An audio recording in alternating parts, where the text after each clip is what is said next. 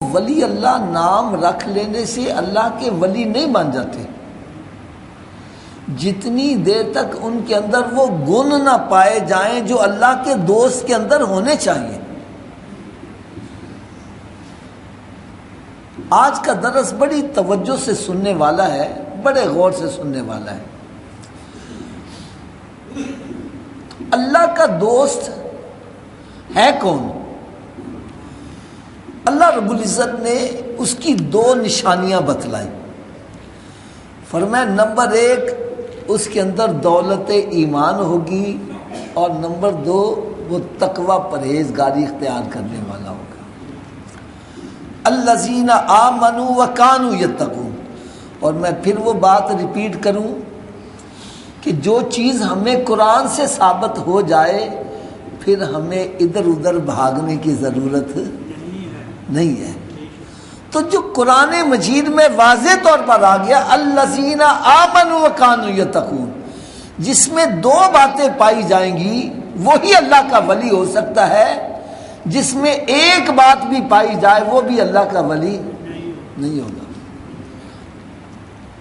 لہذا پہلی تو میری سارے مسلمانوں سے گزارش ہے، جو ہندوؤں کے پاس، سکھوں کے پاس اور کوئی جناب عیسائیوں کے پاس جاتا ہے، کوئی یہودیوں کے پاس جاتا ہے اور سمجھتے ہیں جی یہ بڑے پہنچے ہوئے ہیں، یہ جو دعا کریں گے کام ہو جائے گا۔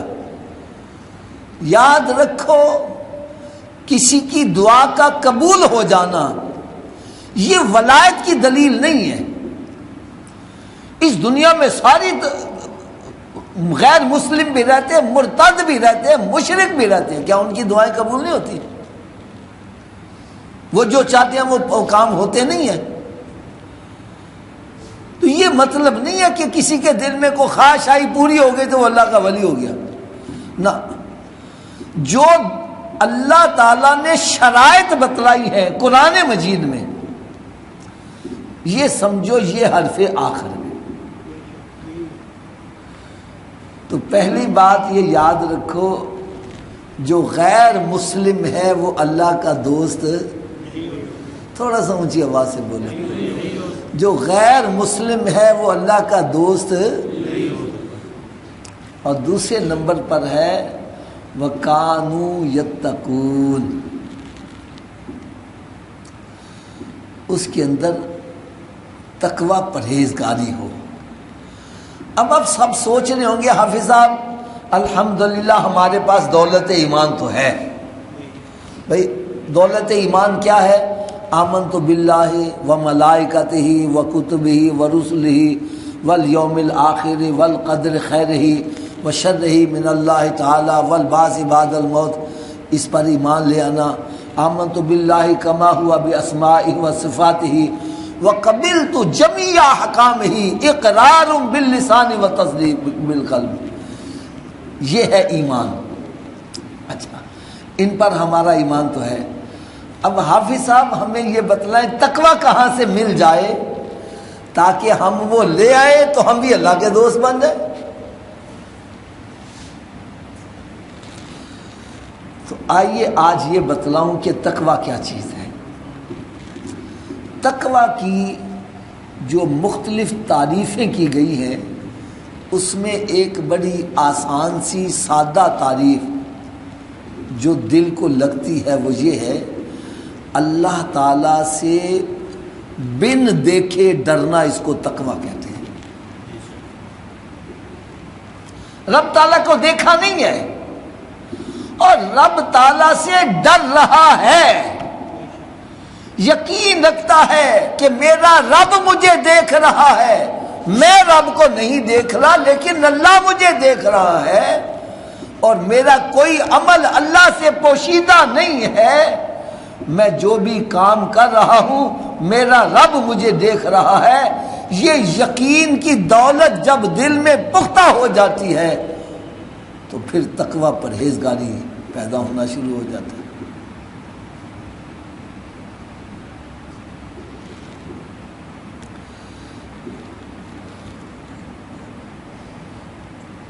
اور ایک اور بات جو میں کڑوی سے کہنے لگا ہوں وہ یہ ہے،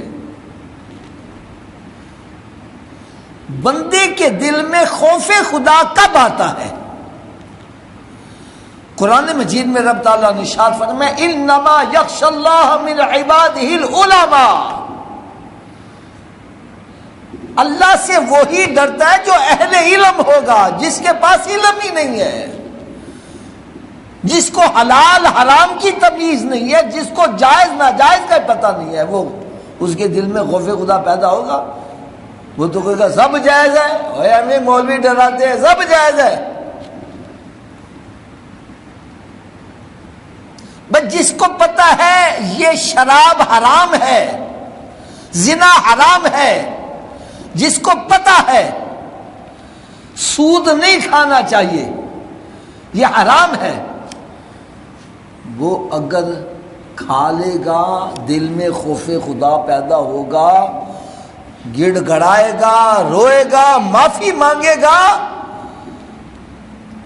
اور جب وہ توبہ کرتا ہے رب تعالیٰ سے ڈرتا ہے، اللہ تعالیٰ اس کے گناہوں کو معاف فرما دیتا ہے، اپنا قرب عطا فرما۔ جس بندے کو پتہ ہی نہیں ہے تو تقوی پرہیزگاری کے لیے علم کا ہونا ضروری ہے۔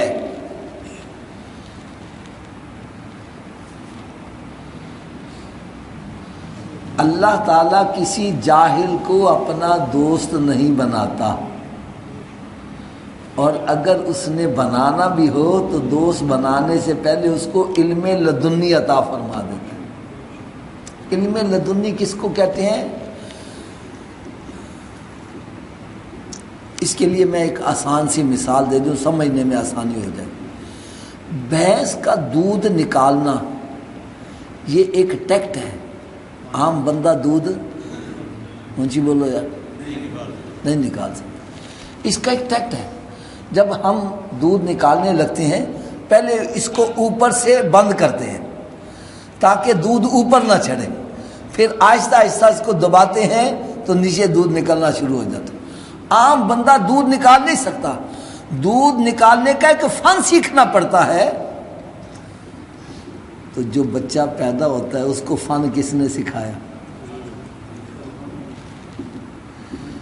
اس کو کہتے ہیں علم لدنی، بغیر کسی وسیلے کے جو علم اللہ تعالیٰ عطا فرما دیتا ہے، اس کو علم لدنی کہتے ہیں۔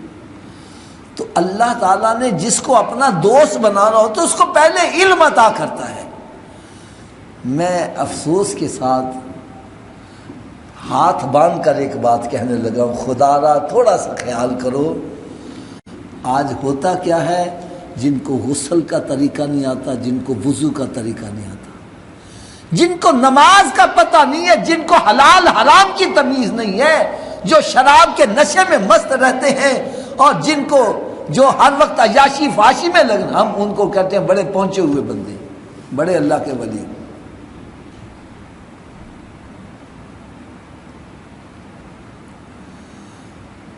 خدا نہ قرآن پاک کو اپنا رہنما مانو، اس سے شعور حاصل کرو۔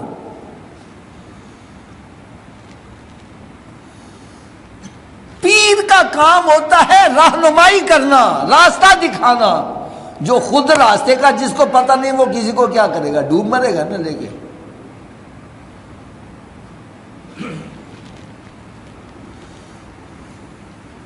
حضور داتا گنج بخش رحمت اللہ تعالی علیہ اپنی کتاب کشف المحجوب شریف میں علم کا ایک باب بناتے ہیں، اس میں آپ ایک بڑی پیاری مثال دیتے ہیں، بڑی پیاری مثال دیتے ہیں۔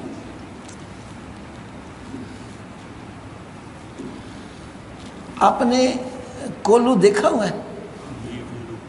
کولو کے آگے بیل جوتا ہوتا ہے، دیکھا ہے؟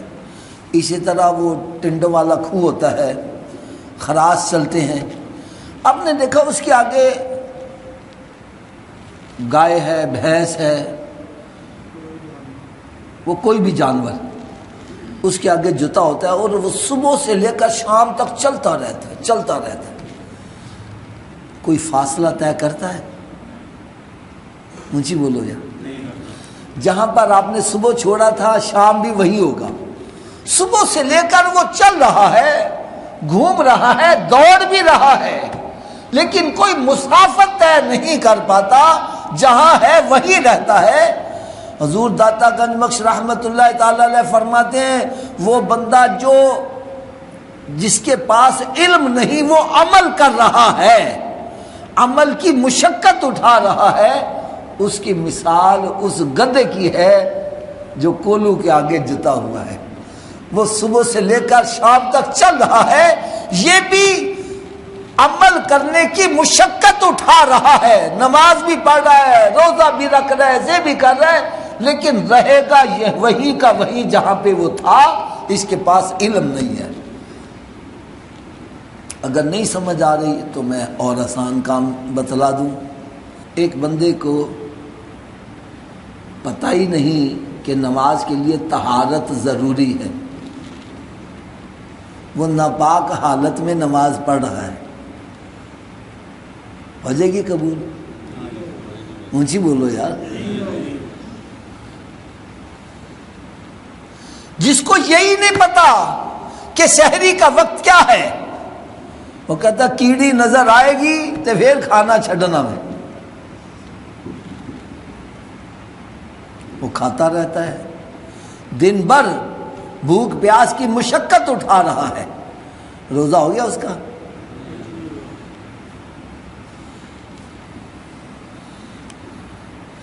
کروڑوں درود، کروڑوں سلام اس پیارے آقا صلی اللہ تعالی علیہ وسلم، جنہوں نے دیکھو کیسا پیارا ہمیں نسخہ بتلایا۔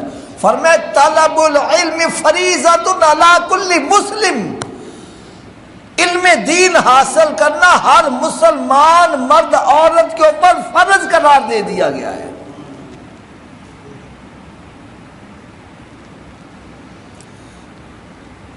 اب ایک عام مسلمان کے لیے علم کا ہونا ضروری ہے، تو جو رہبر و رہنما بن رہا ہے اس کو علم کی ضرورت ہی نہیں ہے۔ مجھے تو وہ منظر یاد آ رہا ہے،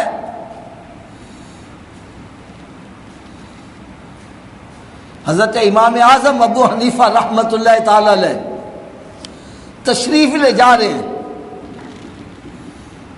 تو بارش کی وجہ سے کیچڑ تھا، تو آپ کے قریب سے کوئی بندہ گزرنے لگا، آپ نے فرمایا یار بارش ہے، کیچڑ ہے، ذرا پاؤں سنبھال کے رکھی، گر نہ جانا۔ کہنے لگا امام صاحب میں گروں گا تو میں ہی گروں گا، آپ گرے تو ساری قوم گر جائے گی۔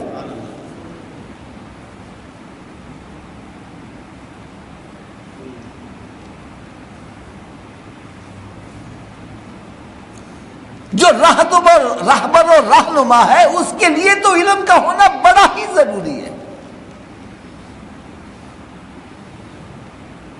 جس کو حلال حرام کی تمیز نہیں ہے، جس کو نمازوں کی ہوش نہیں ہے، ہم اس کو کہتے ہیں جی بڑا پہنچا ہوا، بڑا اللہ کا ولی ہے۔ بلکہ خدا کی قسم مجھے تو اس قدر دکھ ہوتا ہے،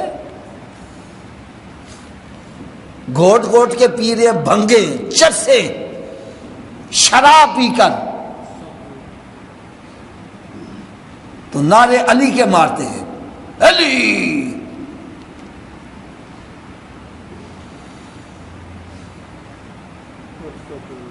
مسجد کے اندر نہیں جاتے، باہر ہی۔ اور میں نے کہا اللہ کے بندو یہ کیا کر رہے ہو؟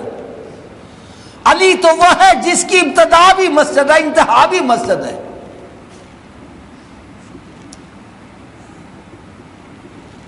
اور تو مسجد میں داخل ہی نہیں ہوتا، باہر ہی بیٹھ کے علی علی کے نعرے مار رہے ہیں۔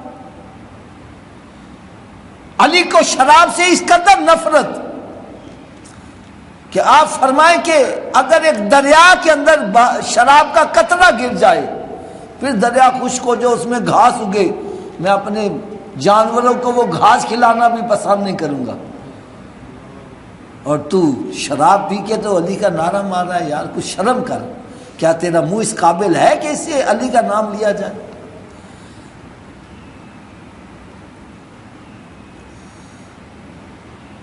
اور ہم ان کے پاس جا رہے ہیں، ان کو رونقیں بخش رہے ہیں، ان کی محفلوں کو سجا رہے ہیں، پیسے جا کے دیتے ہیں، لوٹ بھی رہے ہیں۔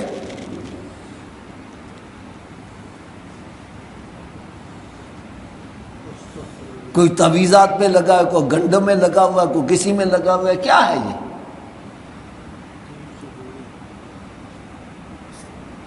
کھانے کے لیے گھر میں پیسے نہیں ہے، ان بنوٹی پیروں کو دینے کے لیے سب کچھ نکل آتا ہے۔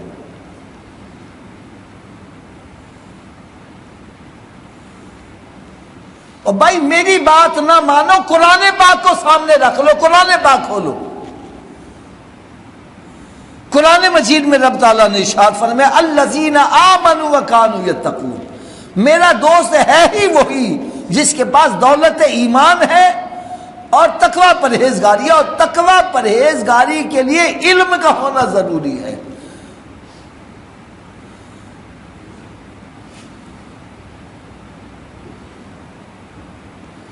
جس کے بندے کے پاس علم ہی نہیں ہے، اس کے دل میں خوف خدا کیسے پیدا ہوگا؟ میں آپ کو صحیح بات بتلا رہا ہوں،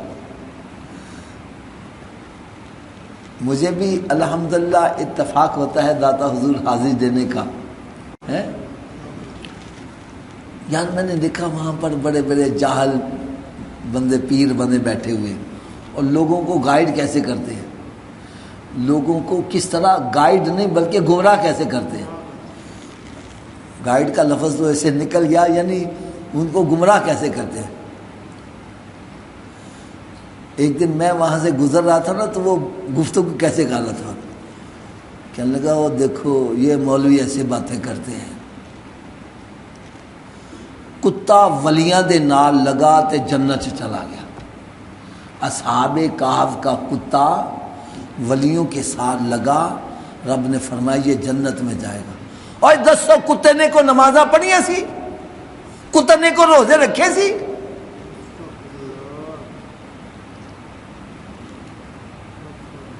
اے مولوی ایسے ڈرا رہے ہیں، اور 10 کتے نے کوئی نیکی کیتی سی، بس اللہ دے ولیاں دے نال لگے جنت چلے گئے۔ میں نے کہا بے وقوفو، مجھے یہ بتلا کتے پر نماز فرض تھی؟ اور کتے پہ نماز فرض نہیں، ہمارے اوپر فرض ہے، ہم نہیں پڑھیں گے، ہم گناہ گار ہیں، ہم کبیرہ گناہ کرنے والے ہوں گے اگر جان بوجھ کے نماز ترک کریں گے۔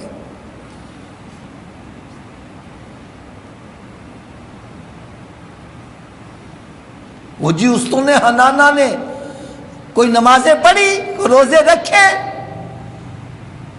استون حنانہ وہ ستون جو مسجد نبوی میں شریف میں تھا، میرے آقا صلی اللہ علیہ وسلم کے ساتھ ٹیک لگا کر خطبہ دیا کرتے تھے، اور جب ممبر شریف بن گیا سرکار صلی اللہ علیہ وسلم ممبر شریف پر جلوہ فروز ہوئے، تو وہ ستون آپ کی جدائی میں رونے لگ پڑا تھا۔ میرے آقا صلی اللہ علیہ وسلم نے ممبر شریف چھوڑا اور اس کو جا کر سینے سے لگایا، اور جو وہ جیسے بچہ ہچکیاں لیتے لیتے خاموش ہو جاتا ہے، اس طرح اس کی کیفیت بنی۔ تو میرے آقا صلی اللہ علیہ وسلم نے شاہ فرمایا اس کو کاٹو، دفن کر دو، قیامت کے روز یہ جنت میں ہمارے ساتھ جائے گا، یہ میری جدائی میں رویا ہے۔ وہ کہتا جی استون حنانہ نے کوئی نمازیں پڑھی؟ میں نے کہا بھائی اس ستون پر نماز فرض کب ہوئی تھی؟ بھائی میری بات نہیں سمجھ آ رہی، میں آپ کو بڑی آسان سی مثال دے دوں۔ خان صاحب ایک بچہ نابالغ ہے، کیا ہے؟ اس پر نماز فرض ہے؟ وہ نماز نہیں پڑھے گا گناہ گار نہیں ہے، گناہ گار، اور وہی بچہ جب بالغ ہو جاتا ہے اب اس پر نماز فرض ہو گئی، اب جان بوجھ کے نماز چھوڑے گا تو یہ کبیرہ گناہ کا مرتکب ہوگا، اور گناہ کرنے والا اللہ کا دوست ہو ہی نہیں سکتا، اللہ کا نافرمان رب کا کیسے دوست ہو جائے؟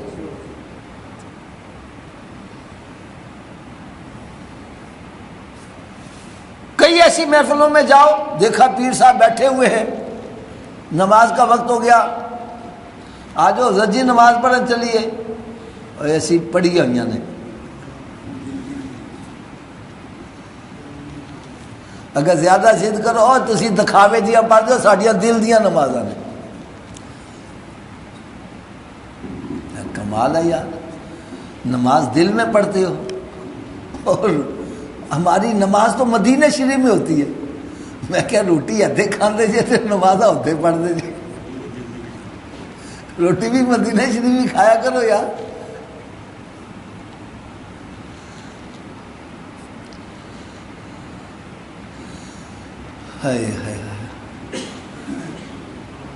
جو بندہ کہتا جی دل دیا نمازاں نے, یار ہم نے کلمہ کس کا پڑھا ہے؟ ہم نے سرکار دو عالم صلی اللہ علیہ وسلم لا الہ الا اللہ محمد رسول اللہ صلی اللہ علیہ وسلم.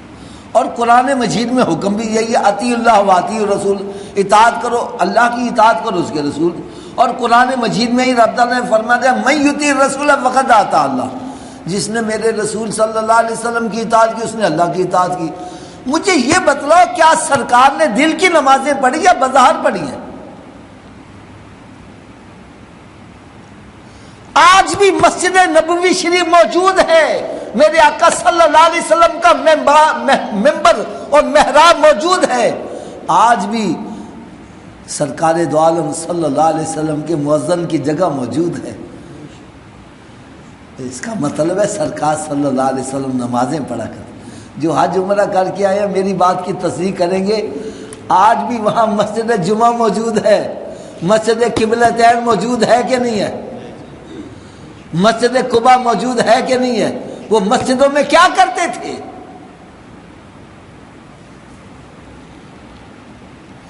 یہ تحویل قبلہ جو ہوا, حکم آیا, سرکار صلی اللہ علیہ وسلم کس حالت میں نماز پڑھے تھے یار, اور صحابہ کرام پیچھے نماز پڑھے تھے. اب ان سے آگے تو کوئی بڑھ نہیں سکتا. وہ نماز پڑھی ہے, تو کہتے میری دل کی نماز ہے یار.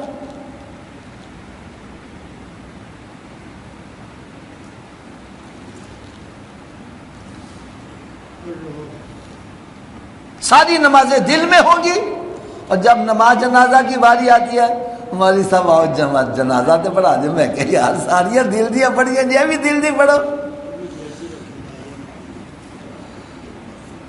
اس کے لیے نہیں جی آ جاؤ جی, تاری مہربانی آ جاؤ جی. بھائی جب 5 نمازیں جو فرض عین ہیں وہ دل میں پڑھے ہو, نماز جنازہ تو فرض کفایہ ہے, یہ بھی دل میں پڑھو. اس کے لیے آئیں گے, آج تاری مہربانی آج جماعت کرا دیں. تو خدا را میں اپنے سارے ساتھیوں سے ادب سے التماس کروں گا کہ جب کسی کی صحبت میں بیٹھو, خدا را یہ دیکھو اس کے اندر تقوی پرہیزگاری ہے, ایمان کی دولت ہے, اور تقوی پرہیزگاری کے لیے علم کا ہونا ضروری ہے. قرآن مجید کا فیصلہ ہے انما یخشی اللہ من عبادہ العلماء, اللہ سے ڈرتا وہی ہے جو اہل علم ہوگا. کہ ایک بزرگ کی مجھے بات یاد آتی, کسی نے کہا کہ حضرت جی تسی کنیاں نمازاں پڑھتے ہو؟ کہنا میں 25 نمازیں پڑھتا ہوں. کتنی؟ کہتا یار نمازیں تو 5 ہے, تو 25 کیسے پڑھتا ہے؟ وہ کہنے لگا جی 5 تو میں اپنی پڑھتا ہوں, اور 4 بندے میں نے نمازی بنائے ہوئے ہیں. اور حدیث پاک میں آتا ہے کہ جو بندہ کسی کو نماز کی دعوت دیتا ہے اور اس کی دعوت سے اگر وہ نمازی بن جائے تو جتنا نماز پڑھنے والے کو ثواب ملے گا, اتنا جس نے اس کو اس طرف لگایا اتنا اس کو ثواب ملے گا. کہنا 4 وہ نمازی میں نے بنا ہوئے ہیں, ان کی نمازوں کا ثواب بھی مجھے ہی ملتا ہے, تو میں 25 نمازیں ادا کرتا ہوں. تو اللہ کرے یہ سوچ ہماری بھی بن جائے, ہم اپنے بچوں کو بھی نمازی بنائیں, اپنے رشتہ داروں کو, دوست احباب کو, گھر والوں کو بھی نماز کی دعوت دیں. ہماری دعوت سے کوئی ایک بندہ بھی سیدھے راستے پہ آ گیا, ہو سکتا ہے یہی ہمارے لیے جنت میں جانے کا سبب بن جائے. وما علیہ الا